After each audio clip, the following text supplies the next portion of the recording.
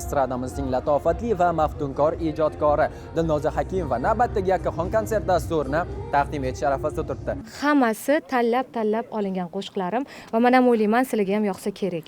O'zi san'ati jihatdan kuchli ijodkor, har taraflama, mana to'ylarni ham o'tkazdik chiroyli qilib. Eng chiroyli, eng kelishgan qiziqchi kim deb yozdim, sizdan boshqa hech kim chiqmadi.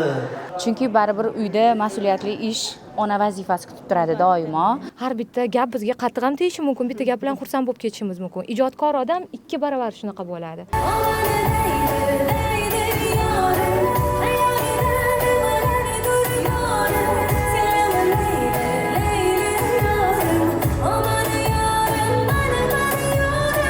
Assalomu alaykum qadrli do'stlar, hurmatli teletomoshabinlar. Ayni daqiqalarda Xalqlar do'stligi san'at saroyidamiz. Boisi bu yerda ko'plab muxlislarga ega bo'lgan estradamizning latofatli va maftunkor ijodkori Dilnoza Hakimova navbatdagi yakkaxon konsert dasturini taqdim etish arafasida turibdi. Biz esa sizlarga doimgidek kadr ortidagi eng qiziqarli jarayonlarni, qolaversa ajoyib intervyularni e'tiboringizga havola etamiz. Qani, ketdik. Assalomu alaykum hurmatli onajonlar, opalar, aka, opa-singillar, hammalaringizga xush kelibsizlar deyman. Boshida aytib qo'yay, nimaga men chiqdim bugun? Asosan chiroyli opa-singillarimiz Dilnoza Hakimova, Hakimova menga aytdiki, Elmurod aka, meni muxlislarim hammasi chiroyli, kelishgan, yoqimtoy. O'shanga ChatGPTga yozdim. Shu muxlislarim, chiroyli muxlislarimga mos eng chiroyli, eng kelishgan qiziqchi kim deb yozdim, sizdan boshqa hech kim chiqmadi. O'shanga sizni taklif qilaman yo'di, xo'p dedim. Bo'laveradi. Xush kelibsizlar. Xush kelibsizlar.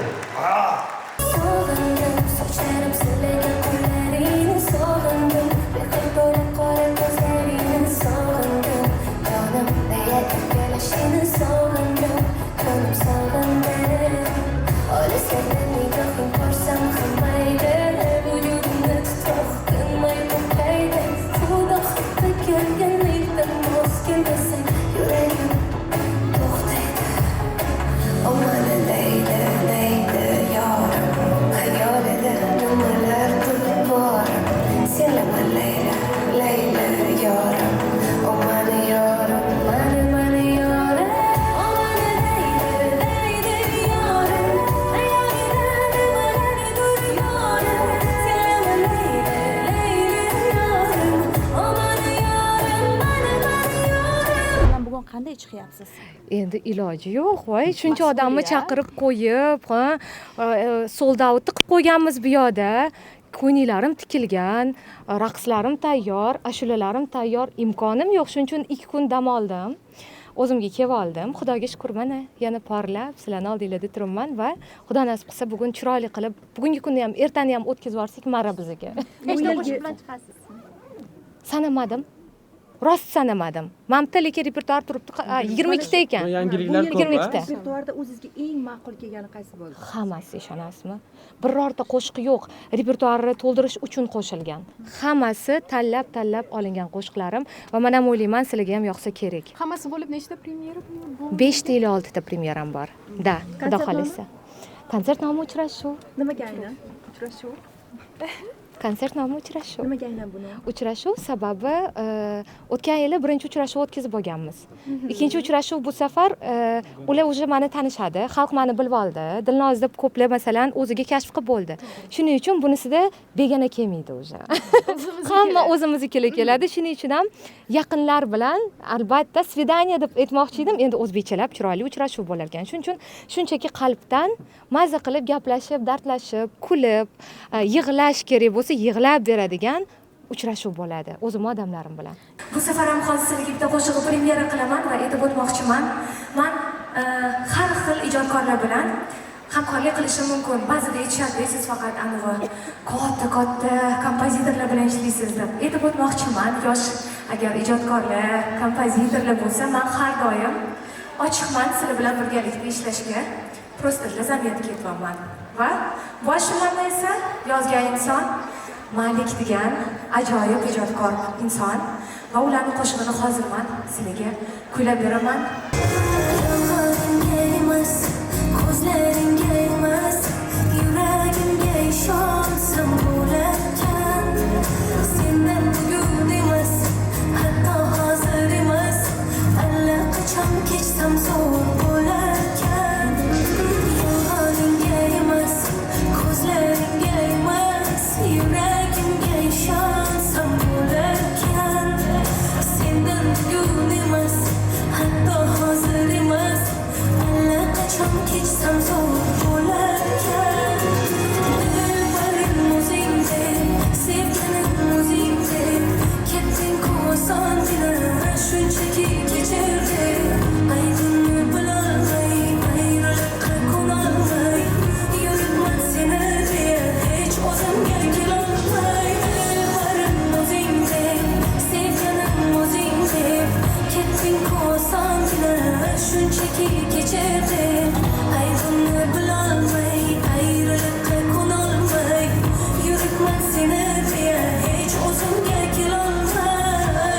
kun aynan 2 kun oldin Instagramda stories qo'ydingiz. Mani barcha injiqliklarimga chidayapsiz deb nimaga bunaqa deb qo'ydingiz? Endi faraz qiling, yangi kelinsiz, hali mana kecha 1 oy bo'ldi. Uni ichida siz 1 oydan biri endi to'g'ri eringizga ham qo'ldan kelgancha e'tibor qilasiz, lekin уже hammasi raspisini sizni kuningiz yozilib bo'lgan. Repetitsiyangizga vaqtida borishingiz kerak, undan keyin sochingizga borishingiz kerak, undan keyin xizmatlaringizni o'tkazishingiz kerak, keyin kechga kiyimlaringizni primerkasiga borishingiz kerak. Erim ham undan tashqari baribir bunaqa paytda asablar ham ozgina taranglashib qoladi. Shuning uchun deyotgan paytimda sal xudoga shukr tushunib turganliklari uchun rahmat dedi. Turmush o'rtog'ining podeshkasi qanchalik muhim? Voy, eng kattasi shu. Ayniqsa bunaqa paytda eng kattasi yoningizdagi insonni sizni qo'llab-quvvatlash ekan. Chunki biz ayol kishimiz baribir har bitta gap bizga qattiq ham tegishi mumkin, bitta gap bilan xursand bo'lib ketishimiz mumkin. Ijodkor odam 2 barobar shunaqa bo'ladi. Shuning uchun sal yumshoqroq, chiroyliroq gapirsalar bo'ldi, kechgacha qon jo'shib, hamma ishlarimni qilib, kayfiyatim a'lo bo'lib qaytib kelaman. O'sha hayajon bo'lmasa kerak. Jonim, hozir antga borganini kutyapman hozir. O'tgan yil ham yurganman, bemalol aytganman. Voy, men shunaqa bemalolman deb. Ana lift bor orqada. O'shan oldiga borsam, nimagadir o'ng oyog'im o'ngdan chapga tiqir uradi-da. Kablukda turaman-ku, oyog'im qaltiraveradi, ko'rinib turadi. O'shaning uchun hozir harakat qilyapman. Bu yil mabodo qarab turinglar. Agar birinchi ashulada oyog'im qaltirab chiqsa, demak hayajon o'ta kuchli. Qarsiyni qattiqroq chalsanglar, uspokoytsiz qilib olaman.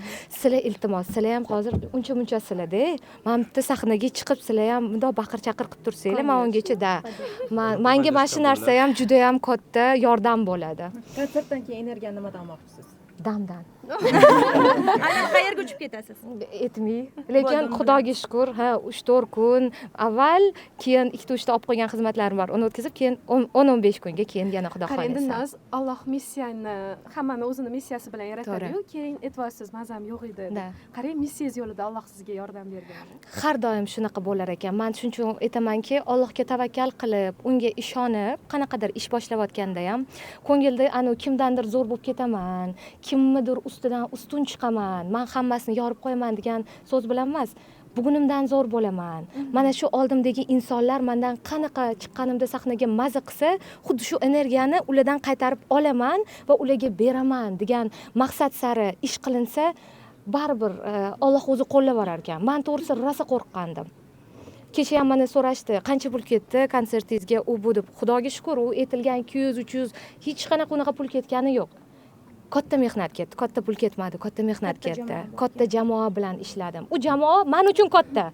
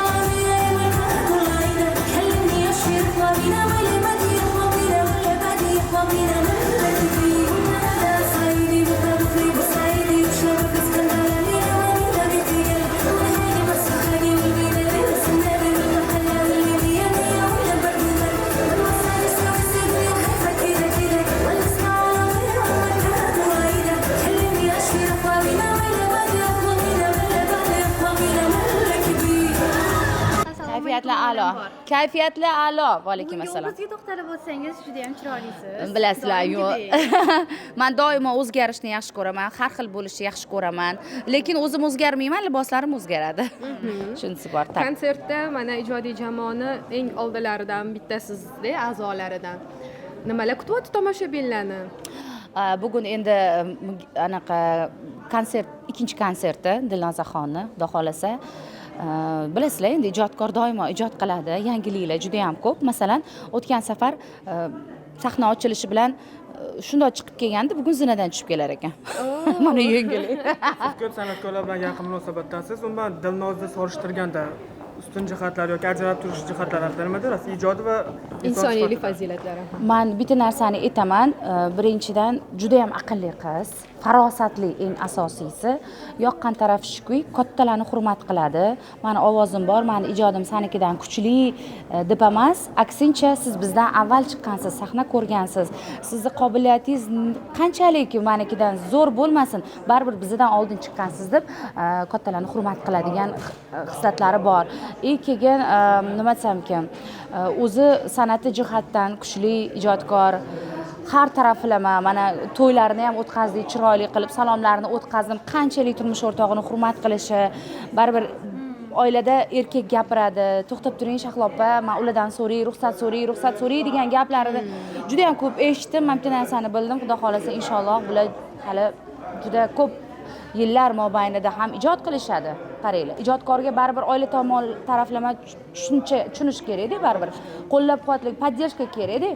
Turmushlari ham zo'r bo'ladi, anaqa ijodlari ham zo'r bo'ladi.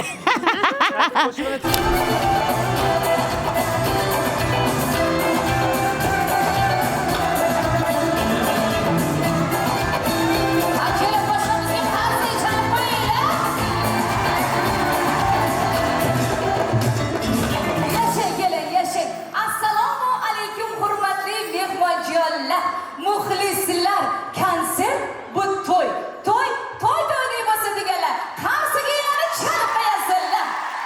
Men aytdim, siz muxlislaringizga salom qilishingiz kerak dedim. To'g'ri aytdimmi? Demak, shunday ekan, landi. Tayyor bo'lsangiz o'zim o'rgilib ketdik. Charchab qolganingiz yo'qmi? Aylanib ketdik. Hamma yoqqa ulguradi jonim. Shunaqa qo'l oyog'i chaqqon, tillari shirin. Ha, aytgandek, kelin salom qilganida urf-odatlarimizga ko'ra agar mabodo sovg'a salomni olib kelgan bo'lsanglar, suyunchilar olib kelgan bo'lsanglar, bemalol bexijolat olib chiqaveringlar. Agar uyda qolib ketsa ham xijolat bo'lmanglar. Mana yurtimizda 200 ming dalillar chiqqan, bexijolat olib kelaverasizlar. So'm, dollar, yevro qabul qilamiz. Mabodo bu joylarimizning pensiyalari kartochkaga tushgan bo'lsa, bizda terminal bor. Xullas, adresni adashmay kelaverasizlar, lokatsiyani men turgan joyga urib qo'yaverasizlar o'zim o'rniga. Demak, hamma tayyor bo'lsa, landi, salomimiz boshlandi! Yaxshi!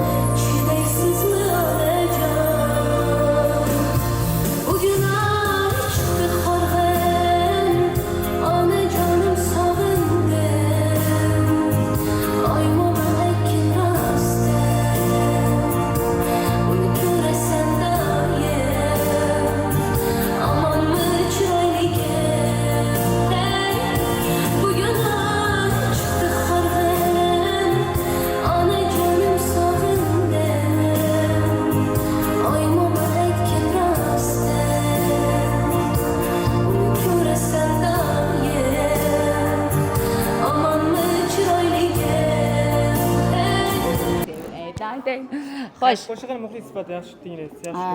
Hammasi onam ashulasini doimo har safar hali bugunoq deyishi bo'ldi, bugunoq bo'lib ichimdan titrab. Siz ijroyingizda? Yo, keyin. Yo, undan yaxshi aytib qolsam keyin bo'lmaydi. Shunda 21-da, hammasi 21-da bo'ladi. Nima xohlasanglar, 21-da bo'ladi, xudo xolasa. Oxirgi paytlarda ko'proq to'y bilan sizni ko'ryapmiz. Umuman iste'dodingiz, ya'ni sahnadagi iste'dodingiz ko'pchilik ko'rolmay qolyapti. Qachon bir qaytmoqchisiz? Jamoalarga qaytish niyatingiz bormi? Bu ham hozircha sir. Bu savolingizga javob bera olmayman. Bu ham borib baribir oilamga borib taqaladi. Da, turmush o'rtog'im nima desalar o'sha bo'ladi. Har kungi boradigan joyimni endi to'ylarimni aytolmayman. To'ydan tashqari, xizmatdan tashqari boradigan yig'inlarimni doimo xo'jayinim bilan maslahatlashaman. Chunki baribir uyda mas'uliyatli ish, ona vazifasi kutib turadi doimo. Meni kutadigan farzandlarim ham bor, muxlislarimdan tashqari va ularga ham vaqt ajratishim kerak. O'zi lekin agar ruxsat tegsa, ichingizda xohish bor.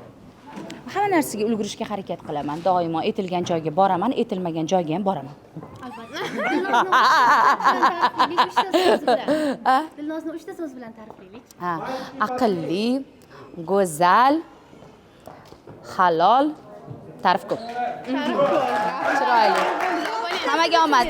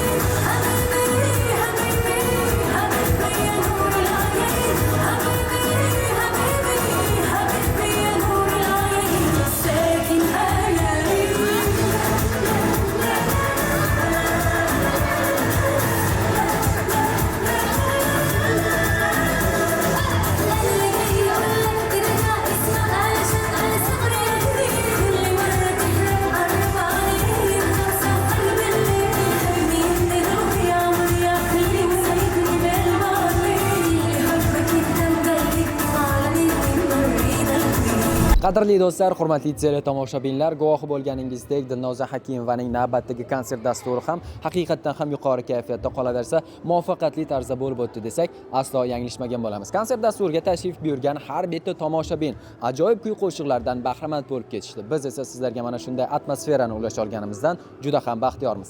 Farovon yurtda qoling, biz esa sizlarga doim eng qiziqarlilarni, eng saralarni va eng yaxshilarini taqdim etishda davom etamiz.